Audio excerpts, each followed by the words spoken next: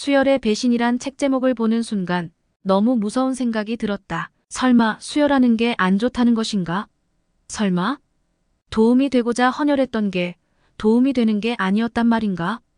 혈액에 대한 지식이 너무 부족했다. 나도 수열 신앙에 의해 세뇌당한 것이다. 책 내용을 다 담아내려니 너무 길어 위험성에 대해 일부분만 영상으로 담아보았다. 책을 잘 읽어보시면 수열이 끝없는 악순환을 조장하는 이유나 수열로 어떠한 간염에 노출이 되는지, 수열이 진짜 필요한 환자들도 있겠지만 일부 환자는 수분과 미네랄을 보충하면 회복할 수 있다는 사실을 알 수 있을 것이다.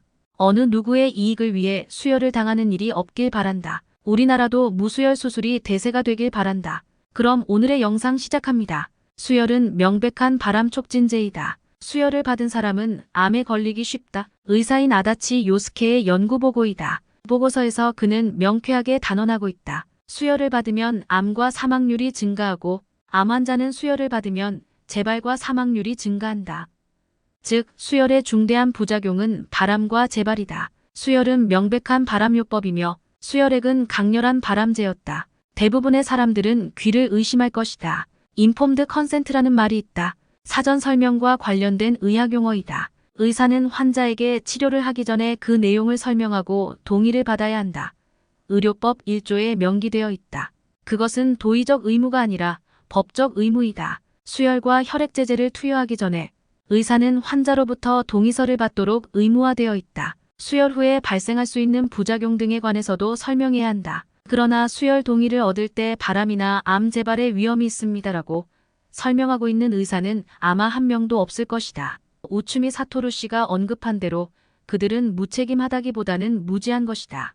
갑상선암은 1.8배, 림프종은 1.7배로 증가한다. 아다치 요스케 의사의 보고는 구체적이다. 덴마크의 연구에서는 수열을 받은 사람은 암이 발생할 빈도가 1.5배나 높다. 식도암, 간암, 폐암, 방광암, 피부암이 발생할 확률이 특히 높다. 일본의 연구에서는 수열을 받은 여성들은 갑상선암이 발생할 확률이 1.8배나 높다. 미국의 연구에서는 수열을 받은 환자는 받지 않은 환자보다 림프 종양이 1.7배 높게 발생한다. 수열을 하면 어째서 암이 발생하는 것일까?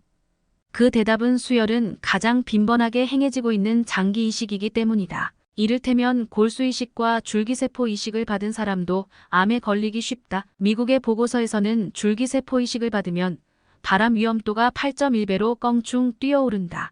흑생종이나 뇌종양은 2.8배, 백혈병과 림프종 위험도는 15에서 300배나 된다. 이식 수술에 의한 발암작용에 기가 막힐 지경이다. 림프종에 걸린 사람은 혈액암에 걸릴 확률이 5.4배나 높아지고 고형암이 될 확률도 1.7배나 높다. 장기 이식은 환자의 면역력을 떨어뜨린다. 수열도 역시 마찬가지다.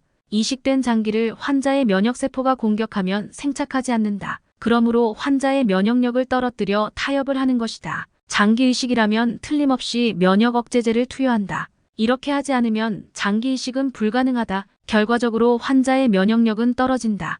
당연히 암세포에 대한 면역력도 쇠약해지게 마련이다. 따라서 암이 득세하여 증식하는 것은 지극히 당연하다. 수열은 면역력을 억제한다. 이러한 중대한 사실을 발견한 사람은 야기타 아키쿠니 의사이다. 때는 1980년까지 거슬러 올라간다. 계기는 장기 이식이었다. 그는 미국에 사는 잘하는 의사가 컴퓨터로 분석한 결과에 주목하였다. 500건에 이르는 신장이식 증례 논문이 생착률이 높음을 증명하고 있었다. 논문의 주저자는 일본계 이세인 폴 테라사키 박사이다. 그는 세계 이식학회 회장을 23년이나 역임한 중진이다. 젊은 의사였던 야기타 아키쿠니는 미국 로스앤젤레스에서 개최된 국제회의에서 테라사키 박사의 강연을 듣고 충격을 받았다. 신장 이식을 할 때 수열을 하면 생착률이 높아지는 것은 수열로 인해 면역 억제 작용이 발생한다는 것 이외에 다른 이유는 없다. 그것은 종래의 암치료 상식을 밑바닥부터 뒤엎는 것이며 암치료 현장에 일대 개혁이 일어날 것이라는 예감을 충분히 느끼게 하는 보고였다. 장기 이식을 하는 환자에게는 면역 억제제가 반드시 필요하다. 그렇게 하지 않으면 이식된 장기가 생착하지 않는다. 환자의 면역세포가 타인의 장기를 거부하여 공격을 가하기 때문이다. 수열하면 생착률이 높다. 그것은 수열이 면역 억제 작용을 하기 때문이다. 암 환자에게 수열을 하면 면역 억제 작용이 발생한다. 그러면 암은 그 기회를 이용하여 증식한다. 이러한 가설이 성립된다면 수술 시의 수혈만큼 위험한 것은 없다. 지금으로부터 34년 전이나 앞서 수혈이 암을 증식시킨다는 사실을 발견한 의사가 있었다는 것이다. 모든 것은 그 국제회의에서 들었던 테라사키 박사의 강연이 발단이 되었다. 그리고 그것은 거의 99% 옳을 것이라는 확신을 심어주었다. 국제회의에서 귀국한 야기타 아키쿠니 의사는 한 가지 결심을 한다. 수혈을 하지 않는 수술을 해보자. 야기타 아키쿠니 의사가 생각한 암수술법은 그 당시의 상식과는 너무나 동떨어진 것이었다. 먼저 혈관을 박리해둔다. 그 다음에 혈관을 묶는다. 절단했을 때 출혈을 막기 위해서다. 그러고 나서 암종양을 적출하는 것이다. 혈관을 박리하지 않고 수술하면 끊어진 혈관이 매몰되어 출혈하는 혈관이 보이지 않게 되고 시야가 좁아져 더 많은 시간이 걸린다. 당연히 출혈량도 많아진다. 언뜻 생각하기에는 예상보다 시간이 더 걸릴 것 같지만 처음부터 혈관을 처리해두면 적출 수술은 원활하게 진행된다. 출혈량도 적기 때문에 수혈할 필요도 없다. 이것은 일본 최초의 무수혈 수술이라고 할 수 있다. 수혈하지 않고 수술을 하겠다. 그는 대학병원에서 동료 의사에게 말을 꺼냈다. 그러나 반응은 싸늘하였다. 그 당시의 상식으로는 도저히 이해할 수 없는 발상이었다. 지도 교수는 다음과 같이 이런 지하에 부정하였다. 빈혈을 보정하지 않고 수술하면 합병증이 발생한다. 합병증을 예방하기 위해서는 수혈하는 수밖에 없다. 그러나 그는 물러서지 않고 수혈하는 것은 분명히 잘못된 일입니다. 라고 주장하였다. 지도 교수와 정면으로 대립한 것이다. 그것은 대학병원에서는 있을 수 없는 금기였다. 뭐야 이 녀석은? 그는 이단아 취급을 받으며 3개월이나 수술 멤버에서 제외되어 찬밥 신세가 되었다.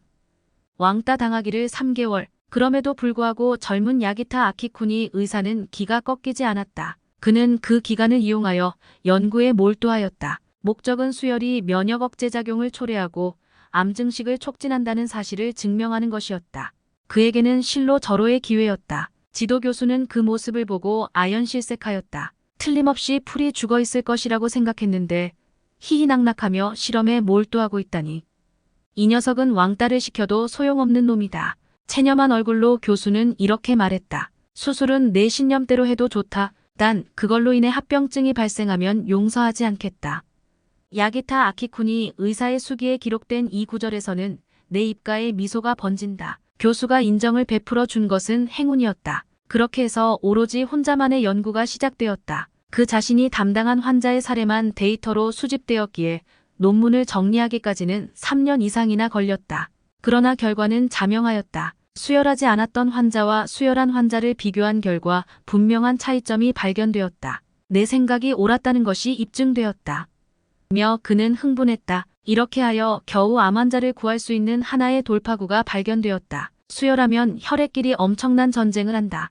야기타 아키쿠니 의사가 무수혈 수술에만 전념하게 된 동기는 또 하나 있다. 그는 1987년부터 1990년까지 3년간에 걸쳐 후생 노동성의 혈액제제 부작용 연구팀의 멤버로 활동하다가 그 조사 결과에 충격을 받았다.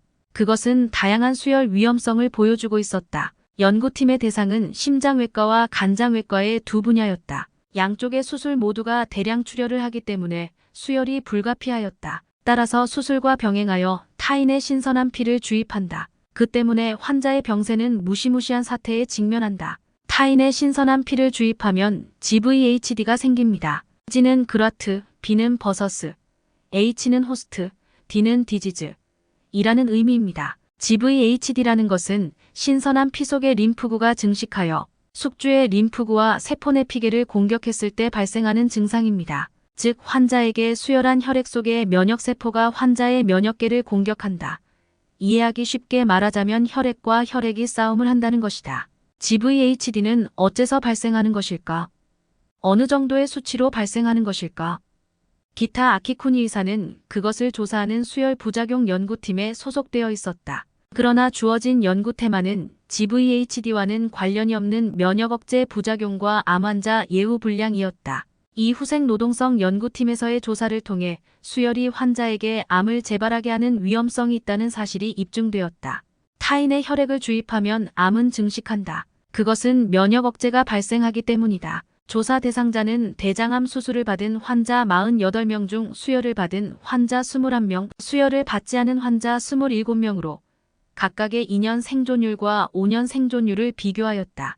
그 차이는 확연히 드러났다. 2년 생존율을 봤을 때 수혈을 받은 그룹의 2년 생존율은 70%이에 비하여 수혈을 받지 않은 그룹은 100%였다. 즉 수혈한 그룹은 30%가 사망하였으나 수혈을 받지 않은 그룹의 환자는 전원이 2년간 생존하였다.